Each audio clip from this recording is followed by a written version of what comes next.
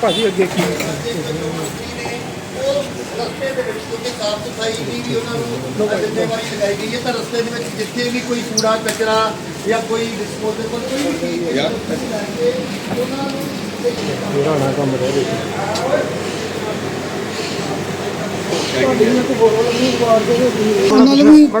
ਉਹਨਾਂ ਨੂੰ ਕੋਈ ਦਿੱਕਤ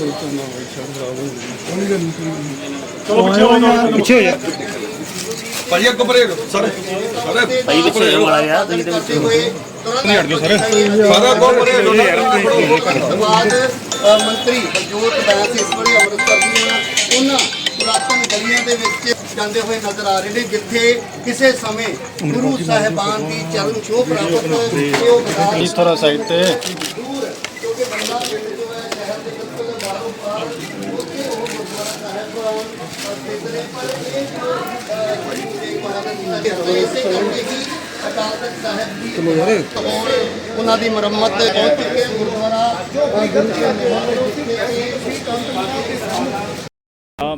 ਪਹਿਲਾਂ ਆਪ ਸਭ ਦੇ ਰਾਹੀਂ ਮੈਂ ਸਮੁੱਚੀ ਸਾਧ ਸੰਗਤ ਨੂੰ ਫਤਿਹ ਅਰਜ਼ ਕਰਦਾ। ਵਾਹਿਗੁਰੂ ਜੀ ਕਾ ਖਾਲਸਾ ਸ੍ਰੀ ਵਾਹਿਗੁਰੂ ਜੀ ਕੀ ਫਤਿਹ।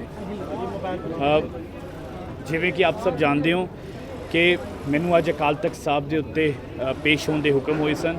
ਜਿਸ ਦਿਨ ਹੀ ਮੈਨੂੰ ਇਸ ਖਬਰ ਬਾਰੇ, ਇਸ ਫਰਮਾਨ ਬਾਰੇ ਪਤਾ ਲੱਗਿਆ ਸੀ, ਉਸੇ ਦਿਨ ਮੈਂ ਇਹ ਆਖ ਦਿੱਤਾ ਸੀ ਮੈਂ ਇੱਕ ਨਿਮਾਣਾ ਸਿੱਖ ਹਾਂ ਤੇ ਮੇਰਾ ਰੋਮ ਰੋਮ ਅਕਾਲ ਤਖਤ ਸਾਹਿਬ ਨੂੰ ਸਮਰਪਿਤ ਹੈ। ਤੇ ਅੱਜ ਅਕਾਲ ਤਖਤ ਸਾਹਿਬ ਦੇ 5 ਸਿੱਖ ਸਾਹਿਬਾਨਾਂ ਸਾਹਮਣੇ ਜਥੇਦਾਰ ਸਾਹਿਬ ਸਾਹਮਣੇ ਪੇਸ਼ ਹੋ ਕੇ ਜਿਹੜਾ ਮੈਂ ਆਪਣੀ ਜਿਹੜੀ ਭੁੱਲ ਹੈ ਉਹਦੀ ਖਿਮਾ ਯਾਚਨਾ ਮੰਗੀ ਹੈ। ਤੇ ਜੋ ਫਰਮਾਨ ਅਕਾਲ ਤਖਤ ਸਾਹਿਬ ਤੋਂ ਜਾਰੀ ਹੋਇਆ, ਹਰਜੋਤ ਸਿੰਘ ਇੱਕ ਨਿਮਾਣਾ ਸਿੱਖ ਹੋਣ ਦੇ ਨਾਤੇ ਇਨ ਬਿਨ ਉਸ ਫਰਮਾਨ ਦੇ ਉੱਤੇ ਜਿਹੜਾ ਹੈ ਜੋ ਸੇਵਾ ਲੱਗੀ ਹੈ, ਜੋ ਧਾਰਮਿਕ ਸੇਵਾ ਲੱਗੀ ਹੈ, ਉਹ ਮੈਂ ਇਨ ਬਿਨ ਨਿਭਾਊਂਗਾ। ਮੈਂ ਜੋ ਕੁਝ ਵੀ ਹਾਂ ਜੀ, ਮੈਂ ਬੜੇ ਸਧਾਰਨ ਪਰਿਵਾਰ ਤੋਂ ਆਉਂਦਾ। ਮੈਨੂੰ ਯਾਦ ਹੈ ਮੈਂ ਬਚਪਨ ਦੇ ਵਿੱਚ ਜਦੋਂ ਦਰਬਾਰ ਸਾਹਿਬ ਆਉਂਦਾ ਸੀ ਤਾਂ ਮੈਂ ਅਕਾਲ ਤਖਤ ਸਾਹਿਬ ਜਦੋਂ ਨਤਮਸਤਕ ਹੁੰਦਾ ਸੀ ਤਾਂ ਮੈਂ ਆਪਣੇ 6ਵੇਂ ਪਾਤਸ਼ਾਹ ਧੰਨ ਧੰਨ ਸ਼੍ਰੀ ਗੁਰੂ ਹਰਗੋਬਿੰਦ ਸਾਹਿਬ ਜੀ ਦੇ ਚਰਨਾਂ 'ਚ ਅਰਦਾਸ ਕਰਦਾ ਸੀ। ਤੇ ਮੈਂ ਜੋ ਕੁਝ ਵੀ ਹਾਂ ਇਸ ਦਰ ਤੋਂ ਬਣਿਆ ਹਾਂ। इन्हीं के कृपा से सजे हम हैं, नहीं मोह से गरीब करोड़ परे। मेरे अर्गे करोड़ा मेरी कोई औकात नहीं, मेरी कोई हस्ती नहीं।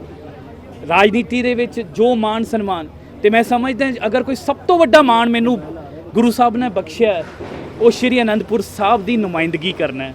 ਉਹ ਸ਼ਹਿਰ ਜਿਸ ਨੂੰ 9ਵੇਂ ਪਾਤਸ਼ਾਹ ਨੇ ਖੁਦ ਬਸਾਇਆ, ਉਹ ਸ਼ਹਿਰ ਜਿੱਥੇ 10ਮ ਪਾਤਸ਼ਾਹ ਨੇ ਖਾਲਸਾ ਪੰਥ ਦੀ ਸਿਰਜਣਾ ਕੀਤੀ।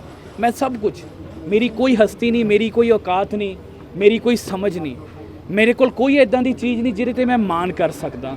ਮੈਂ ਮਾਣ ਸਿਰਫ ਆਪਣੇ ਗੁਰੂ 'ਤੇ ਕਰਦਾ, ਆਪਣੇ 6ਵੇਂ ਪਾਤਸ਼ਾਹ 'ਤੇ ਕਰਦਾ। ਅਤੇ ਗੁਰੂ ਸਾਹਿਬ ਬਖਸ਼ਣਹਾਰ ਹੈ, ਗੁਰੂ ਸਾਹਿਬ ਦਾ ਤਖਤ ਬਖਸ਼ਣਹਾਰ ਹੈ, ਗੁਰੂ ਸਾਹਿਬ ਦੀ ਸੰਗਤ ਬਖਸ਼ਣਹਾਰ ਹੈ। ਮੈਂ ਕਿਉਂਕਿ ਅਕਾਲ ਤਖਤ ਸਾਹਿਬ ਦੇ ਉੱਤੇ ਕੋਈ ਦਲੀਲ ਨਹੀਂ, ਕੋਈ ਸਪਸ਼ਟੀਕਰਨ ਨਹੀਂ। ਮੇਰਾ ਸੀਸ ਅਰਪਣ ਹੈ, ਮੈਂ ਪਹਿਲਾਂ ਹੀ ਕਿਹਾ ਸੀ ਕੋਈ ਦਲੀਲ, ਅੱਜ ਵੀ ਜਦੋਂ ਪੁੱਛਿਆ ਮੈਂ ਕੋਈ ਦਲੀਲ ਨਹੀਂ, ਕੋਈ ਕੁਛ ਨਹੀਂ। ਬਤੌਰ ਮੰਤਰੀ ਮੇਰੀ ਜ਼ਿੰਮੇਵਾਰੀ ਹੈ ਜੋ ਮੈਂ ਆਪਣੀ ਉਹਦੀ ਖਿਮਾ ਮੰਨਦਾ ਅਤੇ ਜੋ ਫਰਮਾਨ ਹੋਇਆ ਉਹ ਜਿਹੜਾ ਮੈਂ ਇਨ ਬਿਨ ਨਿਭਾਊਂਗਾ ਜਿਵੇਂ ਗੁਰੂ ਸਾਹਿਬ ਫਰਮਾਉਂਦੇ ਆ। ਦੋ ਹੁਕਮਨਾਮੇ ਹੋਏ ਨੇ, ਇੱਕ ਤੁਹਾਡੇ ਨਾਲ ਸੰਬੰਧ ਸੀ, ਇੱਕ ਸਰਕਾਰ ਦੇ ਨਾਲ ਸੰਬੰਧ। ਦੇਖੋ ਜੀ, ਮੈਂ ਇੱਥੇ ਨਿਮਾਣੇ ਸਿੱਖ ਮੈਂ ਬਿਲਕੁਲ ਜੋ ਮੈਨੂੰ ਫਰਮਾਨ ਹੋਇਆ ਮੈਂ ਇਨ ਬਿਨ ਹੋਣੀ ਤੋਂ ਸੇਵਾ। ਮੈਂ ਤਾਂ ਇੱਥੇ ਆਉਣ ਤੋਂ ਪਹਿਲਾਂ ਵੀ ਤੁਸੀਂ ਦੇਖਿਆ ਗੁਰੂ ਕੇ ਮਹਿਲ ਦਰਸ਼ਨ ਕਰਕੇ ਆਇਆ ਅਤੇ ਪੈਦਲ ਹੀ, ਪਰ ਮੈਂ ਫਿਰ ਜੋ ਵੀ ਹੋਇਆ ਉਹਨੂੰ ਕਰਾਂ।